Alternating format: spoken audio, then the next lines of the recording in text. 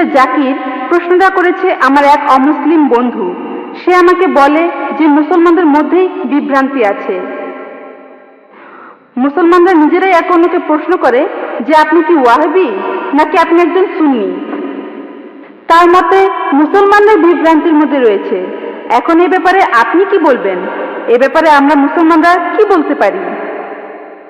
বোন, আপনি বললেন যে এক অমুসলিম বোন প্রশ্ন করেছেন যে মুসলমানদের নিজেদের মধ্যে বিভ্রান্তি আছে যে আপনি কি ওয়াহাবি নাকি হান্নাফি, শাফি নাকি মালিকি। তাহলে মুসলমানরা বিভ্রান্তির মধ্যে আছে, এর উত্তরটা কি? আমি অমুসলিম এই বোনের সাথে একমত।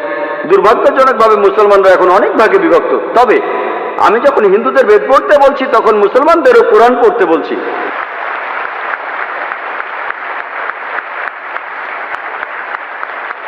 আল্লাহ পবিত্র কোরআনে বলেছেন, সূরা আল ইমরানের 103 নম্বর আয়াতে আল্লাহ তাআলা বলেছেন, ওয়াতাসিমু বিহাবলিল্লাহি জামিআন ওয়া লা তাফাররাকু। আল্লাহর রজ্জু শক্ত করে ধরো আর বিচ্ছিন্ন হও না। আমরা আল্লাহর রশি ধরবো, আর সেই রশি হলো পবিত্র কোরআন আর সহিহ হাদিস। আল্লাহ কোরআনে বলছেন, সূরা আল আনামের 159 নম্বর আয়াতে উল্লেখ আছে, যারা দিন সম্বন্ধে নানা মতে সৃষ্টি করেছে, হে রাসূল, তাদের দায়িত্ব তোমার নয়। ইসলাম ধর্মে বিভিন্ন দল আর মত তৈরি করা এটা নিষিদ্ধ, এটা হারাম। কিন্তু যদি মুসলমানদের বলি আপনি কি, কেউ বলে আমি হানাফি, কেউ বলে শাফি, কেউ বলে হামলি, কেউ বলে ওয়াহাবি। নবীজি কি ছিলেন? তিনি কি হানাফি? তিনি কি শাফি? তিনি কি হামলি? তিনি কি মালিকি? তিনি কি ছিলেন? তিনি মুসলিম ছিলেন। পবিত্র কোরআনে সূরা আল ইমরানের 52 নম্বর আয়াতে উল্লেখ করা আছে, ঈসা আলাইহিস সালাম, যীশু খ্রিস্ট, তিনি মুসলমান ছিলেন। পবিত্র কোরআনে সূরা আল ইমরানের 67 নম্বর আয়াতে উল্লেখ আছে যে ইব্রাহিম আলাইহিস সালাম, তিনিও মুসলিম ছিলেন। পবিত্র কোরআনে সূরা ফুসিলাতে 33 নম্বর আয়াতে উল্লেখ করা আছে, ওমান আহসানু ক্বালাম মিম্মান দাআ ইলাল্লাহি ওয়া আমিলা সালিহান ওয়া ক্বালা ইন্নানি মিনাল মুসলিমিন। সেই ব্যক্তির চেয়ে কে উত্তম যে মানুষকে আহ্বান করে আল্লাহর পথে, সৎকর্ম করে আর বলে আমি মুসলমান। আমাদের নবী মুহাম্মদ সাল্লাল্লাহু আলাইহি ওয়াসাল্লাম মুসলমান ছিলেন। আল্লাহই বলেছেন আমরা হব মুসলমান। মুসলমানের চেয়ে ভালো কোনো বিশেষণ নেই। আর চারজন বিখ্যাত ইমামের সবাই, ইমাম আবু হানিফা, ইমাম শাফি, ইমাম আহমদ ইবনে হাম্বল, ইমাম মালিক, আল্লাহ সবাইকে শান্তিতে রাখুন, তারা বিখ্যাত পণ্ডিত। আমি তাদের সবাইকে শ্রদ্ধা করি, পছন্দ করি। তারা বিখ্যাত পণ্ডিত। আর এই পণ্ডিতদের সবাই বলেছেন, এই চারজন ইমাম বলেছেন, যদি আমার কোনো ফতোয়া আল্লাহ ও রাসূলের বিরুদ্ধে যায় তাহলে তোমরা আমার ফতোয়াকে ছুঁড়ে ফেলে দাও।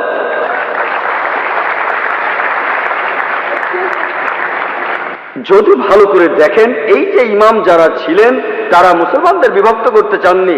তারা চেয়েছিলেন মানুষ যেন মূল ধর্মগ্রন্থগুলো পড়ে, কোরআন আর সহিহ হাদিস।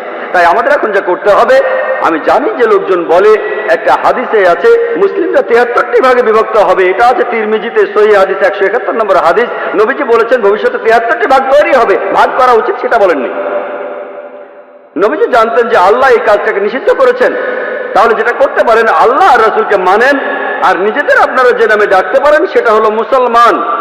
যে কোনো পণ্ডিত, পৃথিবীর যে কোনো পণ্ডিত, ধরলাম তিনি পৃথিবীর সবচেয়ে বড় পণ্ডিত, তার কাছে প্রমাণ দেখতে চান, বল হাতু বুরহানুকুম, আপনার প্রমাণটা দেখান। যদি সত্যি বলে থাকেন, আপনি নির্দোষ হলে তার প্রমাণ দেখান। তাহলে যদি কোনো পণ্ডিতের সাথে মতভেদ হয়, তার কাছে প্রমাণ দেখতে চান, প্রমাণটা নিয়ে পরীক্ষা করুন। এজন্য আমি রেফারেন্স দেই। আমি যা বলি, জাকির যা বলে, ইসলামে তার কোনো মূল্য নেই, জিরো, শূন্য। সেজন্যই বলি, জাকির বলেনি, আল্লাহ বলেছেন কুল হুয়াল্লাহু আহাদ, বলো তিনি আল্লাহ এক, অদ্বিতীয়। আমি জাকির বললে ইসলামে এটা মূল্যহীন, শূন্য। আল্লাহ যা কিছু বলেছেন সেটা মানতে হবে, নবীজি বললে সেটাও মানতে হবে। সেজন্য বোন, মুসলিমদের বিভক্ত হওয়া উচিত না, আমাদের শুধু মুসলিমই বলা উচিত। আর কোরআন আর সহিহ হাদিস আমরা মেনে চলবো। যারা বিভিন্ন মতের সৃষ্টি করে তারা ইসলামের বিরুদ্ধে।